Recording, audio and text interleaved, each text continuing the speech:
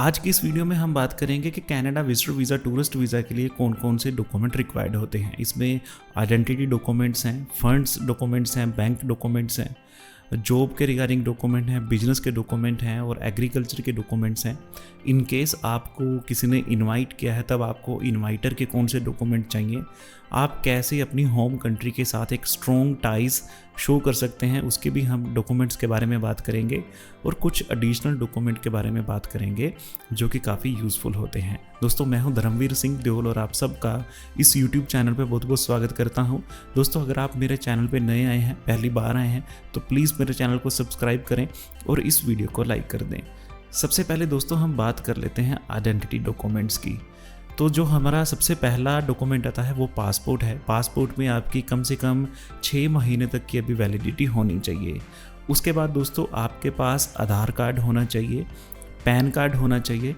In case आप student हैं तब आपके पास स्कूल का या कॉलेज का आईडी कार्ड होना चाहिए। उसके बाद दोस्तों आपके पास आपकी एक रीसेंट फ़ोटो होनी चाहिए।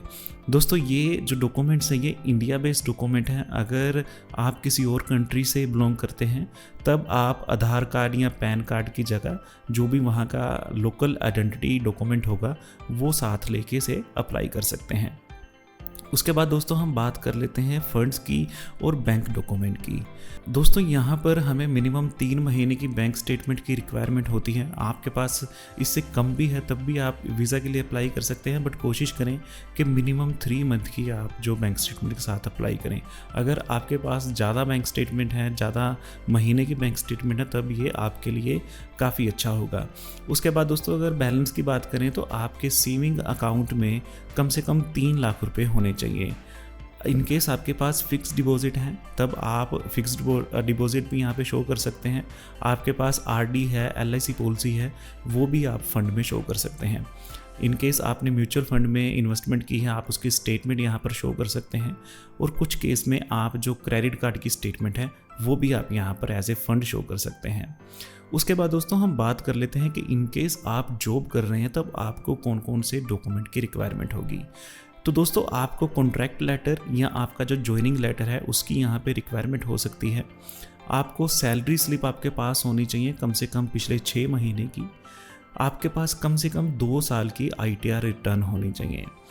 जब आप वीज़ा अप्लाई करते हैं तब आपके पास नो ऑब्जेक्शन सर्टिफिकेट होना चाहिए। एक आपके पास वेरिफिकेशन लेटर होना चाहिए, आपके जो एम्प्लॉयर्स हैं वो आपको वेरिफिकेशन लेटर देते हैं। उसके बाद में लीव अप्रूवल लेटर होना चाहिए। दोस्तों, आपने ये ध्यान रखना है कि ये तीनों डॉक्यूमेंट्स पे आपकी कंपनी की ईमेल भी हो, आपकी कंपनी के कॉन्टैक्ट भी हो और आपकी जो कंपनी है उसकी वेबसाइट भी यहाँ पे ज़रूर होनी चाहिए।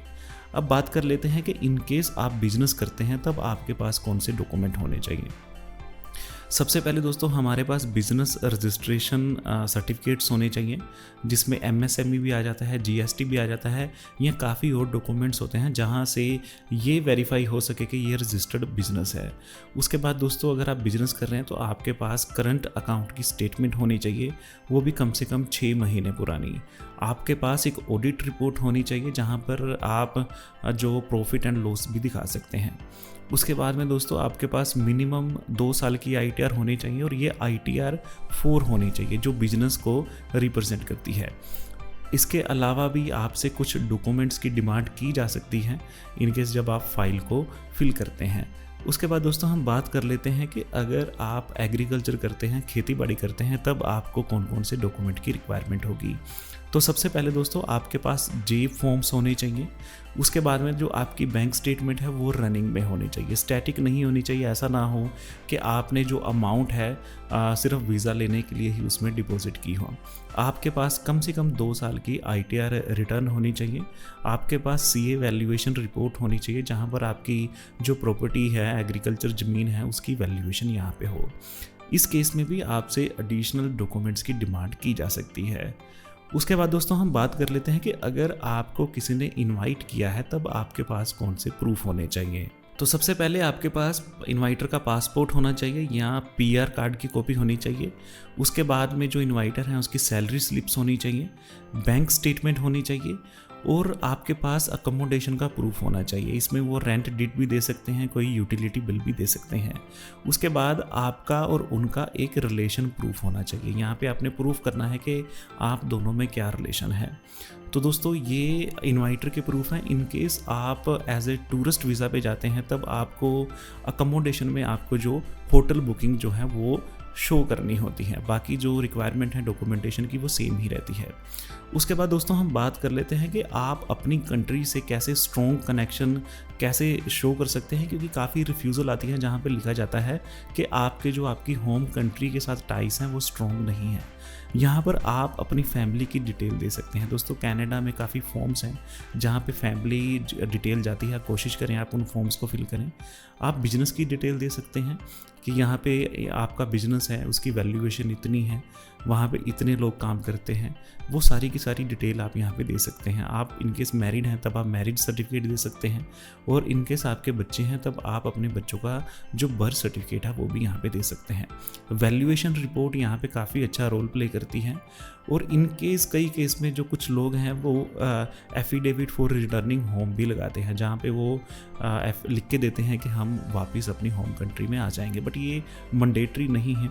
इनकेस आप इसे ना भी चाहें तो आप इसे छोड़ सकते हैं।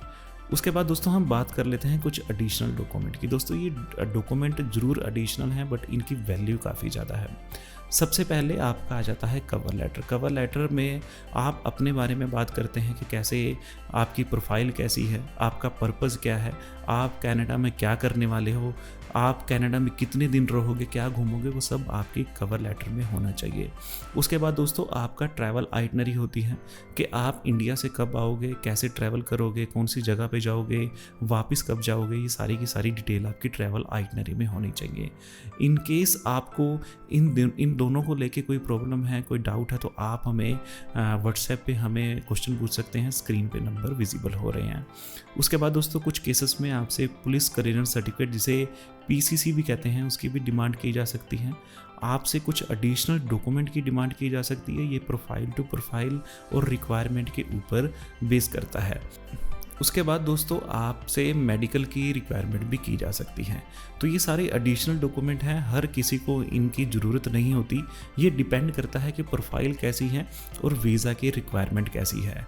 दोस्तों आई होप ये वीडियो आपको इन्फॉर्मेटिव लगी होगी और आपके जितने डाउट्स थे कनाडा के रिक्वायर्ड डॉक्यूमेंट को लेके वो इस वीडियो ने कवर किए होंगे। दोस्तों अगर अभी भी कोई आपका क्वेश्चन है तो आप कमेंट कर सकते हैं। इनकेस आप वीज़ा के रिगार्डिंग या अपनी प्रोफाइल को वैलिडेट कराना चाहते हैं तब स्क्रीन पे नंबर विजिबल हैं, आप उन नंबर पे अपनी जो प्रोफाइल है हमें सेंड कर सकते हैं। दोस्तों मैं उम्मीद करता हूँ कि आप मेरे चैनल को सब्सक्राइब करेंगे। तो आज की इस वीडियो में इतना ही, मिलते हैं अगली वीडियो में।